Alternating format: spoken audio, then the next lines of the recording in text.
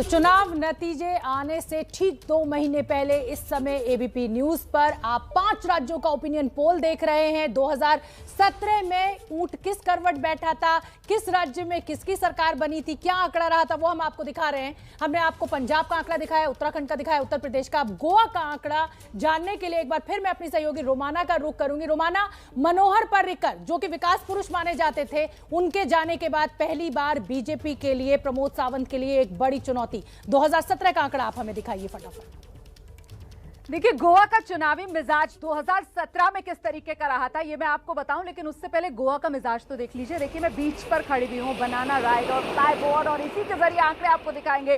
2017 गोवा का चुनावी मिजाज ठेठ गोवा के अंदाज में आप देख रहे हैं। कांग्रेस सबसे बड़ी पार्टी जरूर बनकर उभरी थी 17 सीटों के साथ, लेकिन बीजेपी जिसने 13 सीटें जीती थी, सरकार बनाने में कामयाब हुई। एमजीपी के खाते में 3 सीटें गई थी, अन्य के खाते में 7 सीट। तो कुल मिलाकर सरकार बीजेपी ने बनाई थी। 2017 में सबसे बड़े दल के तौर पर उभरी थी कांग्रेस पार्टी। लेकिन आज जब ओपिनियन पोल का आंकड़ा आएगा तो फिर गोवा का चुनावी मूड क्या है, बस इंतजार कीजिए थोड़ा सा, क्योंकि आगे आपके लिए ओपिनियन पोल के आंकड़े हम तैयार कर चुके हैं, बस लेकर आने की देरी है शोभना।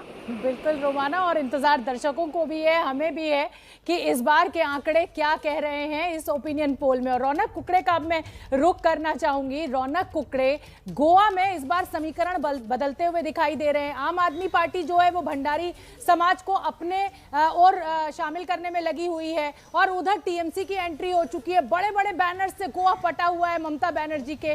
तो क्या रुख इस बार गोवा में?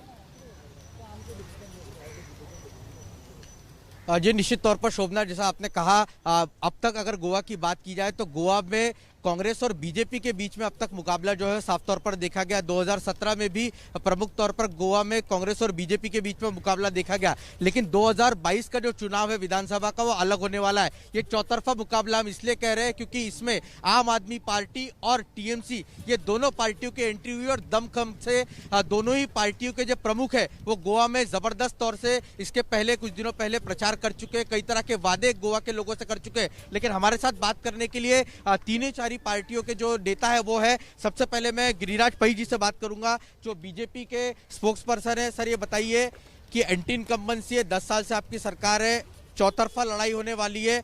आप लोग ये कह रहे हैं कि डेवलपमेंट के इस पर आप इस बार भी सरकार बनाने जा रहे हैं, क्या डेवलपमेंट किया आप लोगों ने? देखिए, मैं मानता हूं कि हम इकलौती पार्टी हैं जो गोवा के विकास के लिए और गोवा के जीत के लिए खेल रहे हैं। बाकी सारे बीजेपी को हराने में जुटे पड़े हैं। दूसरा चीज़ है, हमने जब हाल ही में संकल्प पत्र का सुझाव रखा, उसके पहले हमने हमारा रिपोर्ट कार्ड पब्लिश किया जो 10 साल में, और गोवा के राजनीति में मेरे ख्याल से जो सबसे बड़ा प्रॉब्लम रहा है वो है लैक ऑफ स्टेबिलिटी। तो लास्ट 10 साल में हमने एक स्टेबल और एबल गवर्नमेंट दे के मेरे ख्याल से जनता का विश्वास पाया है। और जैसे मैं कह रहा हूँ कि विकास की राजनीति हम करते हैं।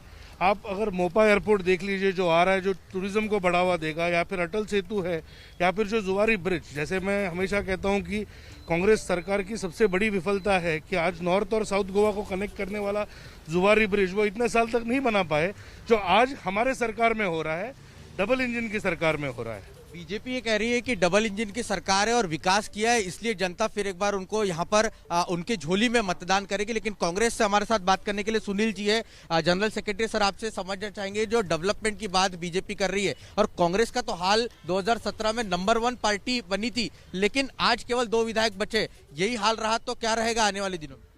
मुझे लगता है कि जो बीजेपी के आज लीडर बोल रहे हैं कि उनका रिपोर्ट कार्ड 2000, उन्होंने लोगों के साथ ये रिपोर्ट कार्ड के साथ जाएंगे। 2017 चुनाव से पहले उनका रिपोर्ट कार्ड ये है कि उनको कांग्रेस के सब एमएलए खरीदने पड़े, और अभी 2022 के जो चुनाव होने वाले हैं उसका रिपोर्ट कार्ड ये है कि इनको अभी भी अपने कई से मंत्री और विधायकों को टिकट काट के दूसरे पार्टी के लोगों को अंदर लेके टिकट देना पड़ रहा है, क्योंकि उनका रिपोर्ट कार्ड टोटली वो रिपोर्ट कार्ड में फेल हो चुके हैं। आपको अगर उनका डेवलपमेंट देखना है तो आपको ज़्यादा दूर जाने का ज़रूरत नहीं है। देश के भाजपा के सबसे बड़े नेता जो अटल बिहारी वाजपेयी है, इनका जो नाम दिया गया है अटल सेतु, जो नया ब्रिज है मांडवी पे, उस पे आप अपने पत्रकार को लेके जाइए और सिर्फ उनको रोड का कंडीशन दिखाइए। वो ब्रिज को 2 साल नहीं हुआ, ये उनका रिपोर्ट कार्ड है। इन्होंने सिर्फ करप्शन किया है, क्राइम रेट जो है, रेप्स हो, मर्डर हो, law and order situation completely खराब है।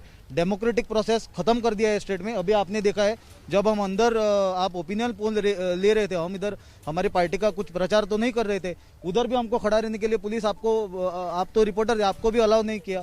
लेकिन जो क्रिमिनल्स होते हैं उन पे उनका कुछ कंट्रोल नहीं रहता है।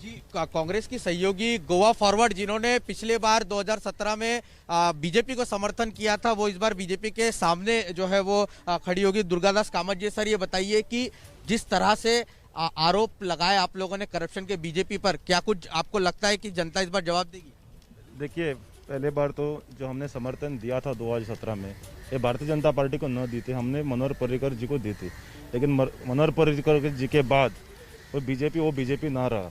अभी जब कोविड का पहला फेज था, उस वक्त प्रधानमंत्री जी ने दिल्ली से बताया था कि मजदूरों के लिए 6,000 रुपया उनके अकाउंट में डाला जाए।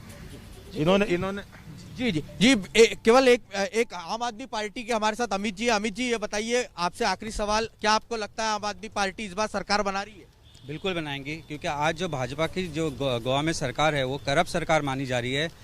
उनको लास्ट टाइम भी ये मैंडेट नहीं मिली थी, आज भी नहीं मिल रही है, और इसीलिए डबल इंजन की सरकार जो आप बोलते हैं, उनके पीछे हुए डब्बे जो बुगीज लगे हुए हैं वो हर एक पार्टी से चुन चुन के बने हुए हैं। तो मुझे नहीं लगता कि आज गोवा की जनता इनके ऊपर विश्वास करती है और ना करेगी, क्योंकि जो सरकार आने वाली है वो आम आदमी पार्टी की आनी है। तो कुल मिलाकर हर पार्टी की शोभना यहाँ पर अपने अपने दावे जो दिख रहे हैं, और साफ तौर पर बीजेपी के लिए मुश्किल ये है कि तीनों पार्टियों के अगेंस्ट में बीजेपी यहाँ पर लड़ रही है। देखना दिलचस्प होगा कि 2022 के चुनाव में जनता किसको चुनती है। जी बिल्कुल, रौनक कुकड़े, लोगों से, नेताओं से आपने हमारी बात करवाई, और मैं अपने दर्शकों को बताना चाहती हूँ कि देखिए अब आपका इंतजार खत्म होने जा रहा है।